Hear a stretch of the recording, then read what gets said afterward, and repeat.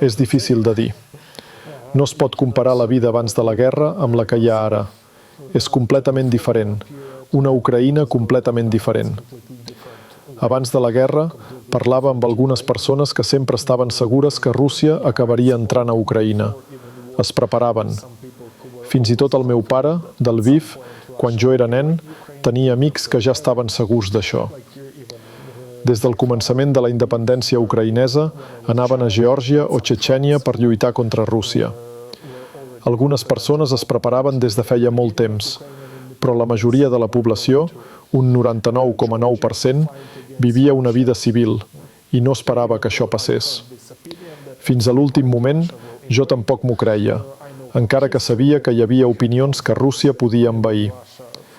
Sé per la història que si hem tingut conflictes amb Rússia durant els darrers 400 anys, probablement passarà el mateix els pròxims 400 anys. Però sempre creus en el millor escenari.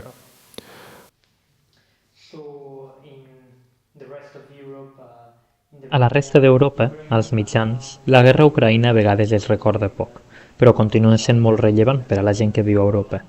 Què diries a la gent de Catalunya que estigui veient aquesta entrevista?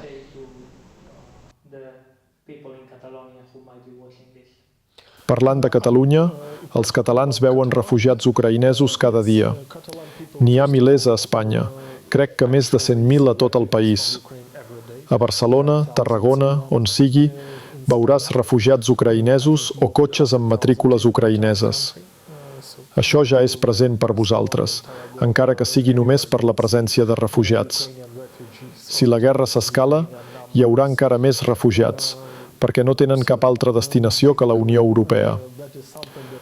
Els europeus sovint es queixen que els diners europeus es gasten a Ucraïna, ja sigui en ajuda directa o a través dels governs. Però si aquesta ajuda no es proporcionés, potser Ucraïna no sobreviuria tant com està sobrevivint ara, mantenint la primera línia estable. I aleshores no serien centenars ni milers de refugiats, sinó milions. Imagineu-vos també Rússia, que es fa més forta, que obté recursos ucraïnesos i que les seves tropes s'apropen a les fronteres de la Unió Europea. No es pot saber. Potser en algun moment els països europeus haurien d'entrar en conflicte militar. Recordem la història. Tropes russes a París al segle XIX, a l'Europa de l'Est i Central. Al segle XX, Alemanya dividida. Ocupació soviètica d'Àustria. La història és interminable i, malauradament, hi haurà nous conflictes i guerres. Forma part de la naturalesa humana. Espanya és una nació catòlica, cristiana. També han de tenir present això.